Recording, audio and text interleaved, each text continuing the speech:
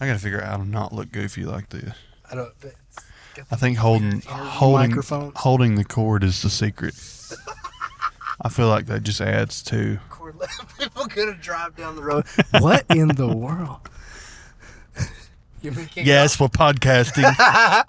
We're vlogging. You were asking, we're vlogging. Yes, Because we're logging in a van. We're van vlogging. We're van vlogging. We're vlogging. I bet they're gonna hear that. What? Yeah. We may need to wait till we get out on the head out on the highway. Because I can cut out a lot of that. Okay. You want me to kick it off? Yeah, kick it off for us. All right.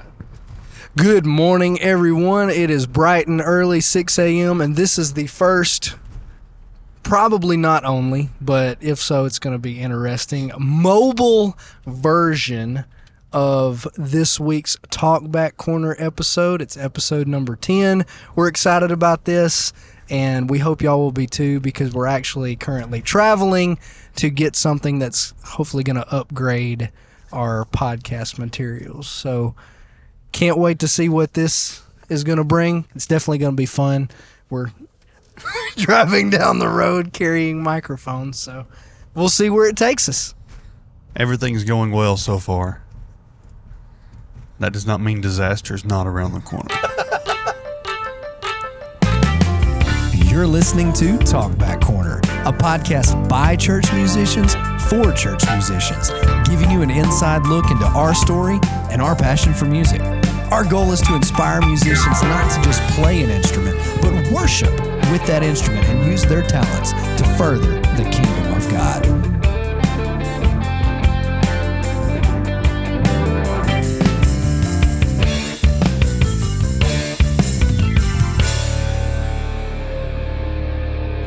And welcome back to the Talkback Corner podcast. Are we in? Is it Talkback Travel now? Talkback Travel Edition. Travel Edition. Travel Edition. The Travel Edition. Yes. And we get to see everything we're passing by, but all y'all get to see is us. So I'll narrate. We're currently in Mississippi, and we see grass and trees. Us. No. And then we see a Sonic. And you'll have to forgive me in this podcast because I've got the sniffles. Snifflies. I mowed the grass yesterday. That's that power converter thing. So, nobody will hear it. Today's podcast, we're going to discuss a few topics. It'll be more of like a shotgun. There won't be one total focus on it. But, I'm down. Let's do it. Okay. So we're going to talk about creativity first, because I feel it's very important as a part of a worship team that you don't just do the common, ordinary stuff. And by common and ordinary, it's important not to just do everything the way it sounds coming right off of the track. Coming at, like, if you're doing a song, they send out a set list. You need to get it close, for sure. But two things can happen. A, you can get discouraged because you can't sound exactly like the track. You don't have the equipment they have. You don't have the ability to make a live setting sound studio quality. Well, neither do most recordings. Right. If any listeners aren't aware, most of live recordings aren't live. Some of it is, but a lot of it has not just been mixed, mastered in a professional environment, but a lot of the backing tracks, even the background vocals, are pre-recorded to the actual live performance. And that's with pretty much everything. Yep. Because you can't get that quality. Like, if you're listening to a live setting recording and it sounds perfect, it was done in a studio. There was individual mixes that were created and thrown together. So what does it mean to be creative with your making what you do creative, whether it be playing an instrument or singing? Basically creating your own style or your own flair, putting your own touch on the music. Like we said before, you can get into ruts, and that's not necessarily a good thing.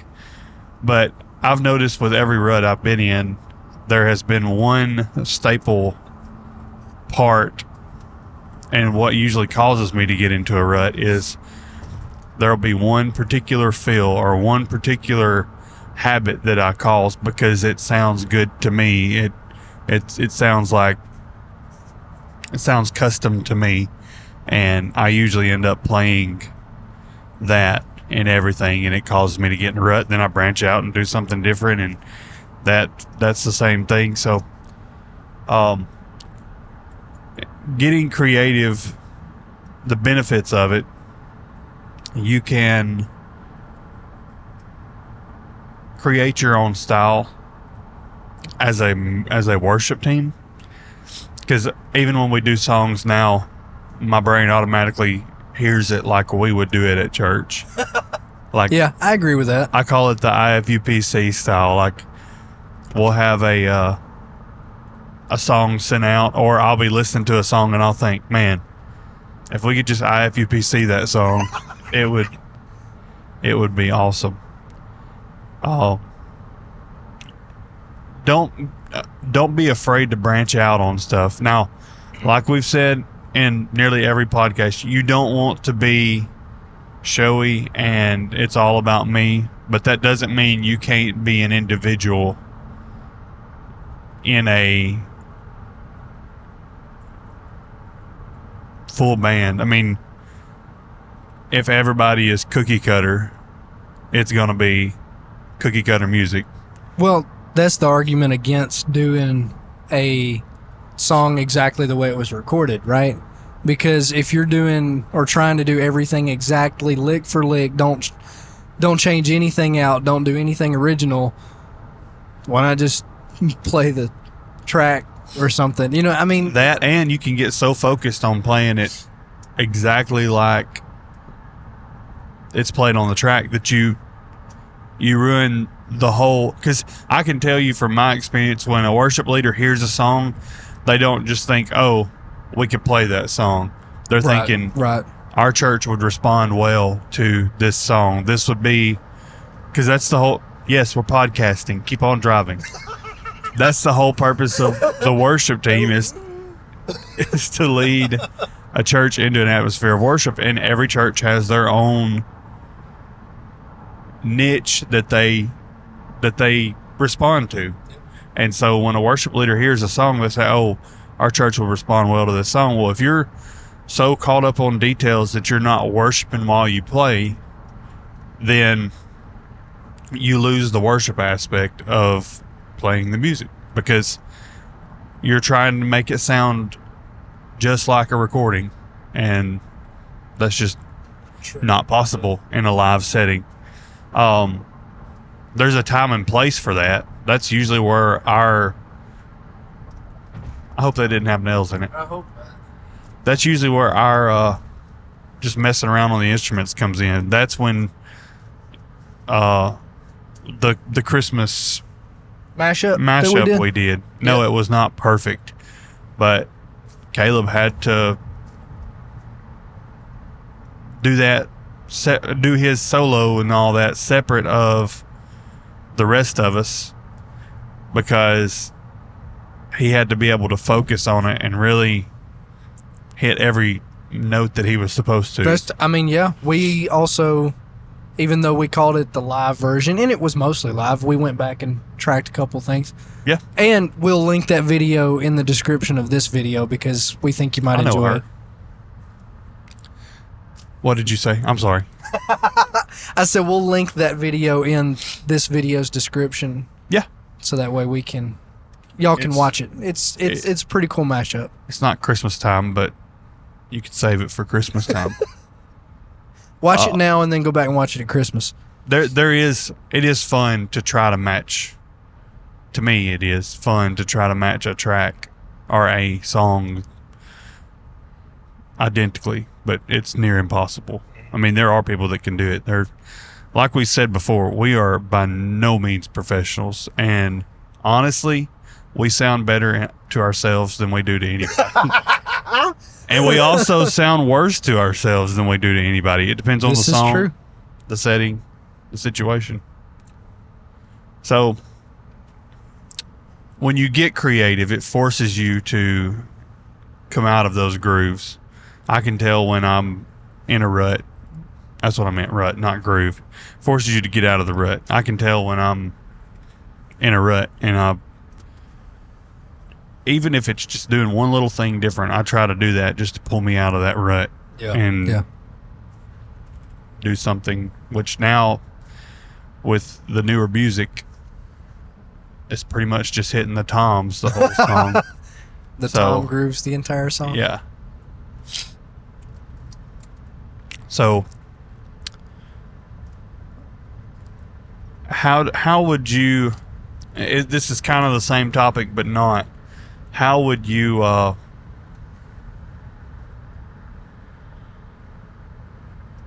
suggest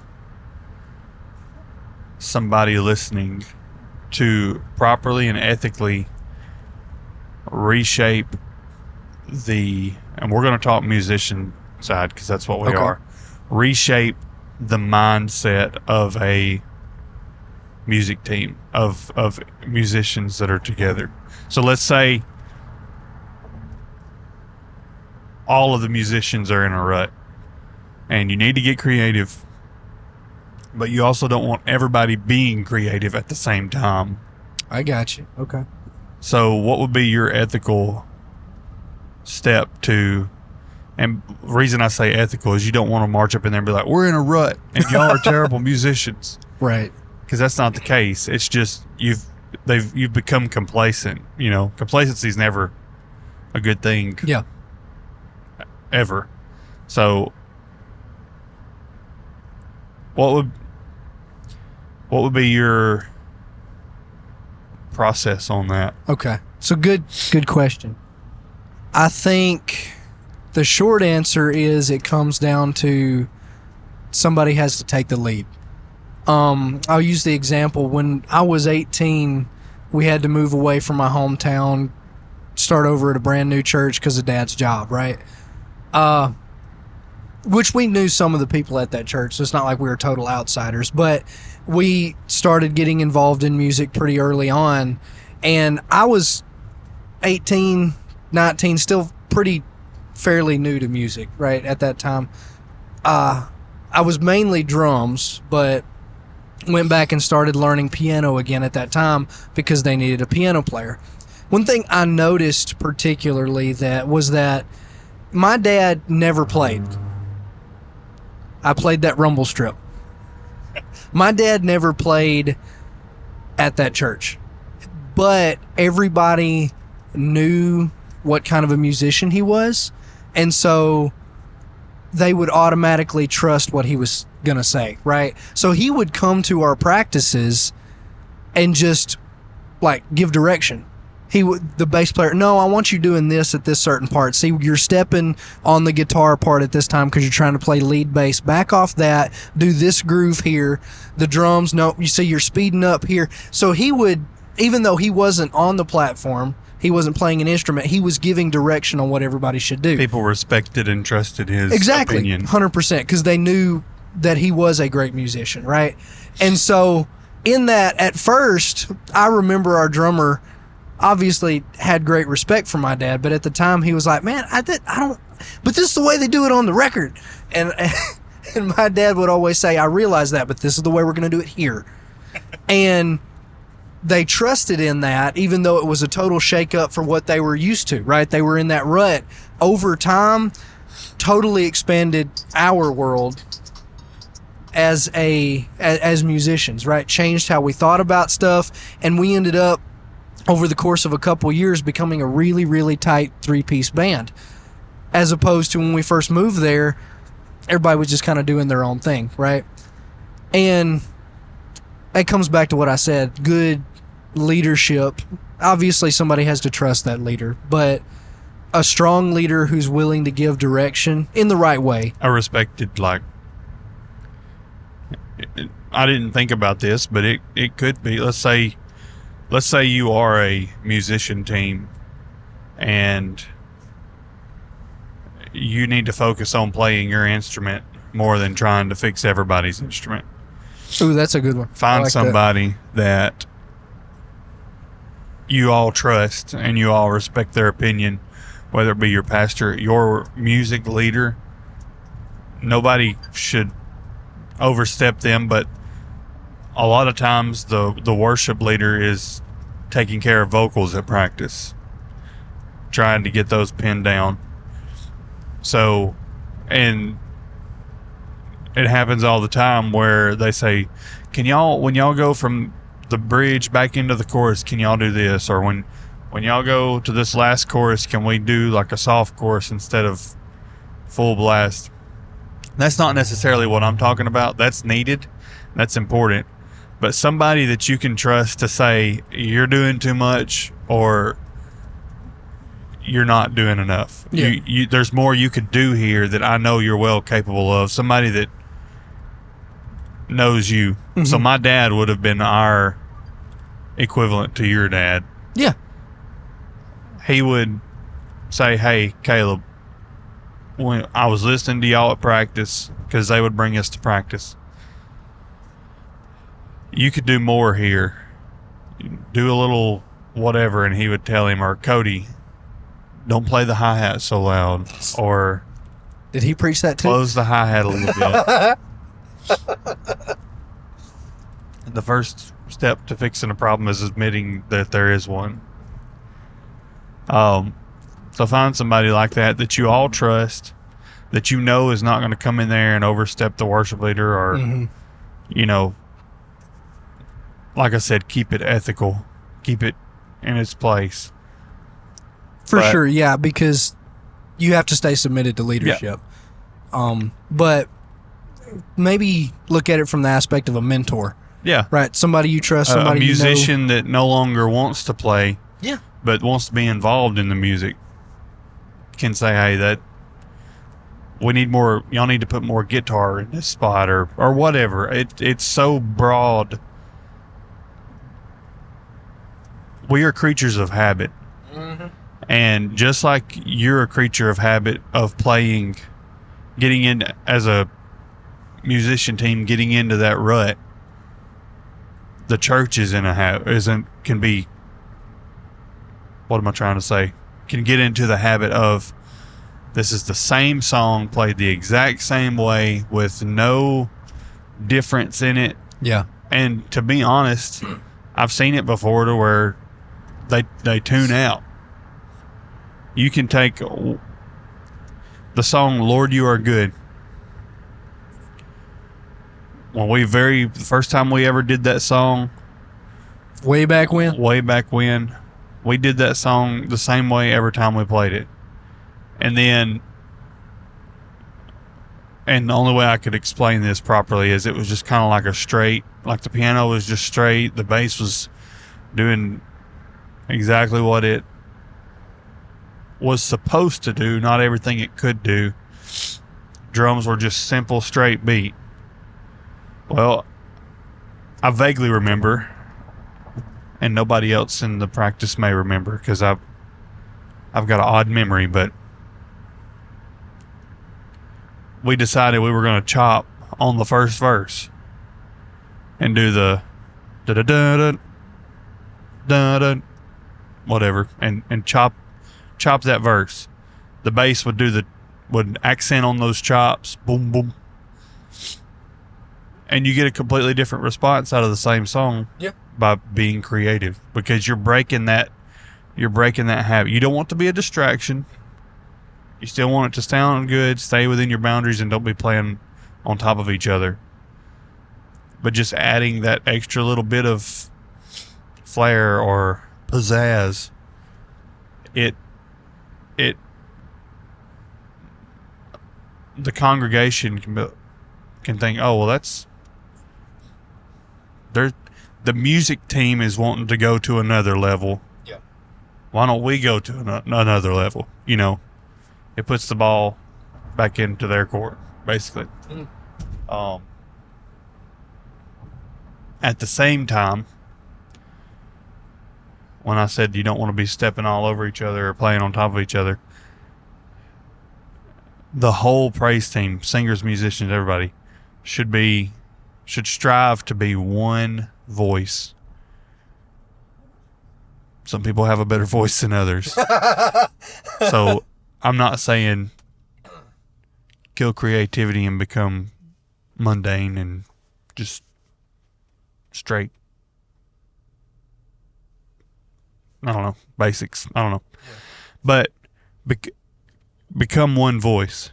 So obviously the praise team was hearing something different when we did Lord You Are Good different. So they had to learn when to come in. It was a little bit different than it used to be. Or when we started putting intros on songs, that was a transition. Because used to, as soon as that piano hit the chord, they were singing. Yeah. So that, or they would do the same turnaround, and then we started playing the intros. Did they sound just like the track? No. But they were our own edition of the intro. There's a lot of people going to play golf today. It's really hot. Saw some dirt bikes. And we're podcasting. Now, I think that can kind of tie into, obviously you have a worship leader, music director that's over everybody, right? And we're submitted to that person. In our case, Sister Leanne at church. And she's doing a great job.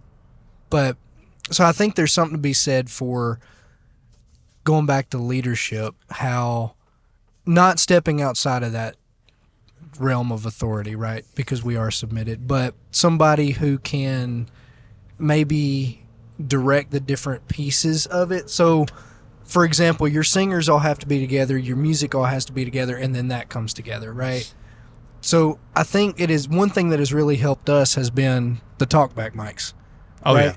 Because one of us, and it doesn't necessarily have to be any certain person, but one person takes the lead and gives direction, right? To put everybody on I was talking to Drew about that the other day. You almost need somebody that's giving direction. It doesn't mean they're the best at it. Doesn't mean that they're smarter than everyone else. It has nothing to do with that. It's the simple fact that it puts everybody on the same page. Yep. Speaking of the talkback mics, that did change the musician side of our worship team because dramatically because we used to have to, and it was neat to be able to do it, but you had to just go off of like looking over at the piano eyeballs. player. Yeah, I've noticed since we've gotten talkback mics, we don't look at each other anymore, and I miss that. Just kidding. We do when we mess up. But used to, it was Caleb and I stare at each other whenever we hit a wrong note. At the end of every chorus, depending on where you were headed, were usually you looking around, and we could have motioned of, hey, this is what we want to do. Yeah. Because we've played together, and honestly, I think because we were raised on the same music, we click. So we don't. The talkback mics are there. We need them. We use them sometimes. But a lot of times we can speak with our instrument. Mm-hmm. And when we want to be creative, we have our own style. I have my own style of playing. So you can hear, you know what my normal is, and you can hear when I'm fixing to do something different or creative. And you can follow that. Yeah. I think it's something for any new musicians that are listening. When I was getting started, I didn't understand this concept of my own style, right? Yeah. What does that mean? I'm just trying to attempt to be able to do whatever I'm hearing somebody else do. I don't get what is my own style. You just do over time. There's no real explanation for it other than as you get better, you'll fall into it, I guess is a good way to say it. Everybody walks different. Yep. We all walk. We all manage. We all have different inflections in our voice. We all talk a little bit different. You have your own style. Mm-hmm. There you go. You speak with your instrument.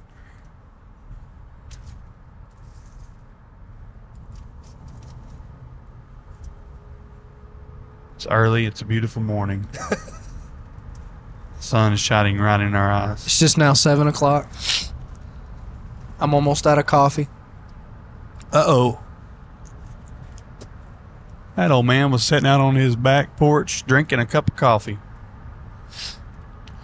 Life goals. I would like to be able to get up at this time and function. It's my own fault. I stayed up late last night playing spades. Yeah. This podcast is off the rails. I'm sorry. I lost my train of thought when I was trying to remember which exit to take. I lost that train too. We both trains went off the track. So you said there was a couple different topics you wanted to hit. The next one is, we've talked about our most embarrassing moments, but our biggest mess ups. So I don't know if I've told this or not, but Tell it.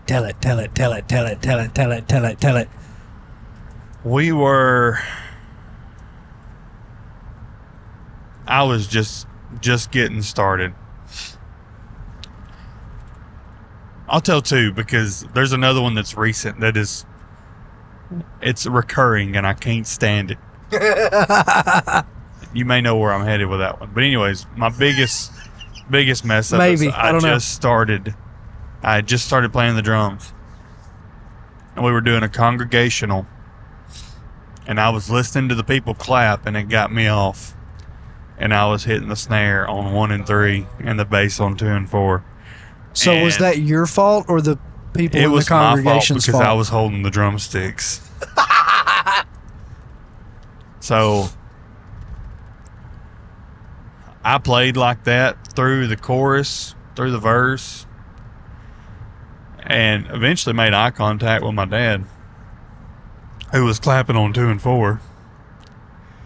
And a lot of new drummers, when they mess up, the best time to mess up and fix it's during practice, by the way. So practice. But they mess up, they'll completely stop what they're doing. Every part of their body will just stop. And they'll say, "Oh, I'm sorry," or "I messed up," or whatever. Well, you could be halfway through the verse by the time you pick it back up. Mm-hmm. And sometimes you have to stop. But the more you practice, the quicker you'll be at just stopping, regathering your thoughts, and getting back on track. So I completely stopped, and they just kept on singing. And so yeah, that was my most awkward, and I think it was my worst mess up. I've probably had 100,000 more. There was a cringy part of my drum playing that I regret. That was "We Are the Free," that song. Mm-hmm. I thought I was killing it. And listening back, I wasn't. Excuse me.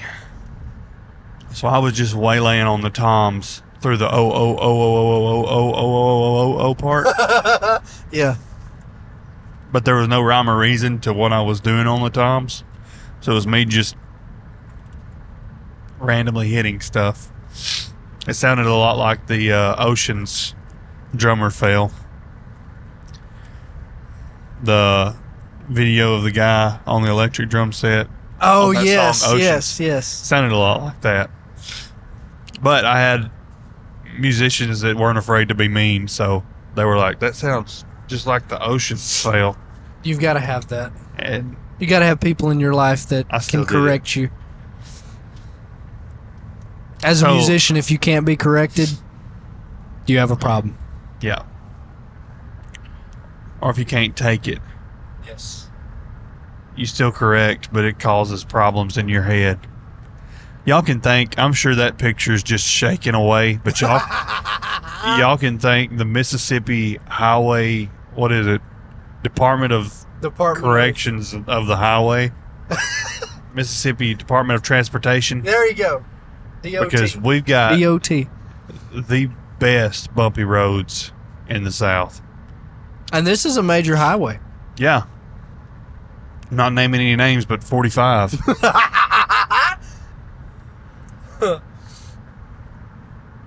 So I think my worst mistake Oh, wait, ever. wait. I'm cutting you off because I have to go back to what I said there were two, and I've already told two, so there's one more.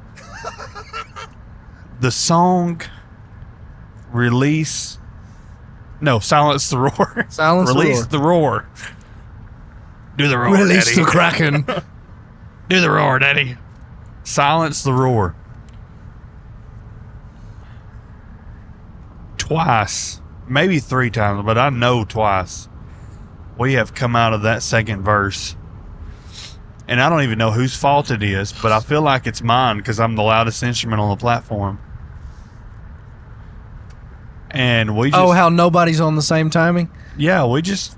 we come out of that second verse all willy-nilly and... The crazy part is that we'll nail it during practice. Oh, yeah.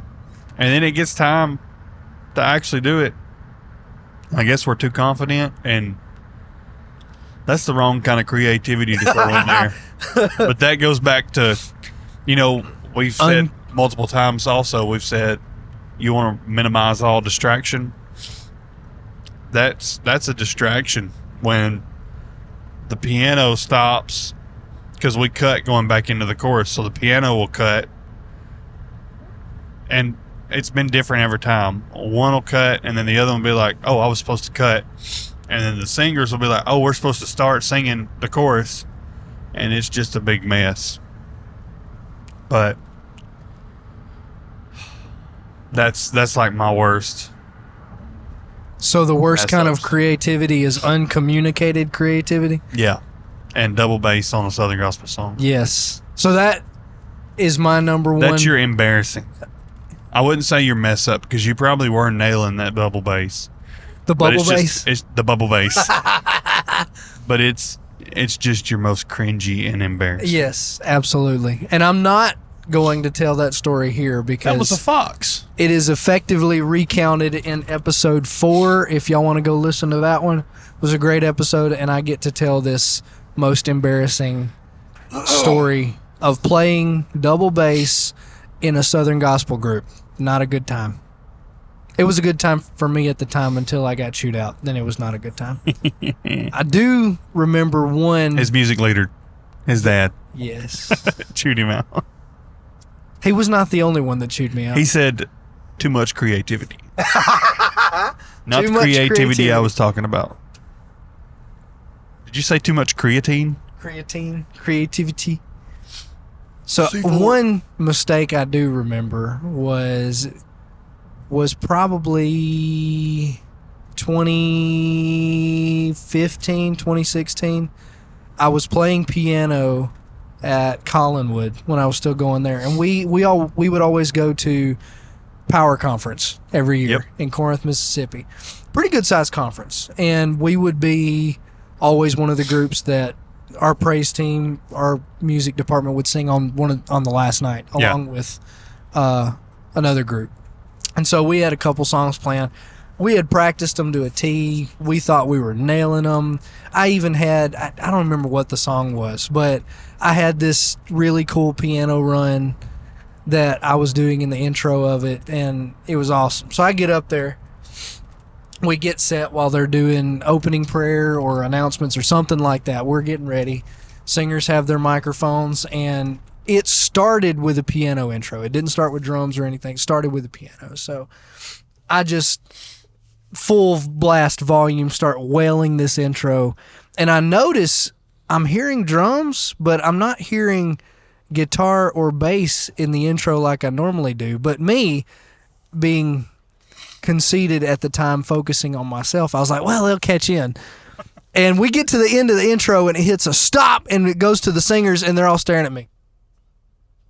The piano was transposed like 4 steps down or up from where it was. So it was so bad, the singers were like, we know this is in the wrong key. What are you doing? So it was so bad, we had to stop the song. And there's probably, how many would you say are at Power Conference? At least 300 or 400? Yeah, at least. Probably more. Probably way more than that. And so there was no recovering. You had to stop the song. I think somebody probably said sorry in the microphone. And sorry, find the button on the piano, because it was a piano I wasn't used to, and had to figure out how to untranspose it and then start all over again. So that was rough. That was one that came to mind thinking last night. So you just stopped and then corrected normally you wouldn't stop and restart, but if you kick off in the wrong key, I don't know how you recover from that one. And this may change tomorrow, but somehow that's the second jogger we've seen. It is in like a mile stretch on Highway 45. Somehow, whenever I mess up, I manage to keep noise. Mess up a lot more than you think. That's why I open the hi-hat a lot and play with an open hi-hat, because it kind of just muffles everything. But it makes sure you can keep something going, right? Yeah, something's going, so it doesn't stick out as bad. Some of them still stick out terribly, but it hides it a little bit better. That's what I was trying to get around to a while ago when I lost my train of thought. It's a lot of newer drummers will just stop and they won't start back or whatever. But the more you play, the more you practice, you can make that stop quicker. You can stop and get right back on it. Yeah. And then eventually you can kind of blend it to where, yeah, you messed up, but it's not like shutting everything down. True. See, that's the advantage Caleb has playing lead guitar. If he just stops playing, the music doesn't come to a screeching halt like if one of us do. That, and he's got a volume pedal. Drums don't have a volume pedal? For shame. Some of them do. Ours don't. I thought of one other mistake, but it's not really a musician's mistake. It is a sound person's mistake. Ooh. So, I don't know what year it was. 20... You were a sound guy? I was. Can you let me out right here? Really? Going down the like telling highway? me you're a quality engineer. I'd rather walk. So, I think it was probably 2015 or so. Rough year. I don't know if it was 2015. It may have been 2017. It was when, because Camp 1 wasn't always Camp 1. It was in transition between a couple different camp names. But I was tasked with setting up and running sound that year. It was the first year I'd ever done that in particular. Luckily, my brother was with me. And I didn't know it was luckily at the time, but he was with me. And so, because I don't have the most, fun fact about me, I don't have the most, what's the good way to put it? Detailed engineering style mindset. I just look at the big overall picture. Why don't this work kind of thing. I've had to change over the years. But so we get there, and the church, whatever organization that had used the camp before had left everything plugged in exactly the way. They didn't redo anything. And so basically every cable had to be reran. Everything had to be redone. And I'm there, and I remember probably 3 or 4 hours into the day, we still don't even have the house speakers working. Ooh. And I'm stressed to the max. And my brother, who's just sitting there quietly, is like, do you want me to try? And I'm like, no, I know what I'm doing. And I'm still working. And he's just sitting there like holding the flashlight like the kid helping his dad. And he's like, you want me to help? No, I know what I'm doing. And so, I mean, it's probably near 5 o'clock at this point in the evening, and still we're not anywhere where we need to be. And I'm like, fine, you figure it out. And so, not because he's even enjoys working with sound equipment, but he's an engineer, right? He loves figuring out every little detail, troubleshooting stuff. He had it working in 30 minutes. Wow. So we stayed up till midnight that night making sure everything was working. That was a 12, 14-hour day. That was a fun day. So that was a big mistake. You know how they have the themed nights? Night one would be acoustic night. Because nothing's working. Nothing's working. Acoustic night. I like it. Well, I believe we've beat this dog till she's dead. I believe we have. It's was been best fun having a mobile podcast. I've liked it. I've liked it. I don't know how long we've been going, but hopefully everyone... This isn't illegal to be doing, is it? What? It be in the turning lane? No, be podcast. Oh, podcast? I don't think... Oh, wait, there's a cop. And he's looking at He us. is staring right at us like, what are they doing? Kill him with kindness. What are they doing? I hope we don't end this podcast by getting pulled over. Nah, we're good. Then we could put the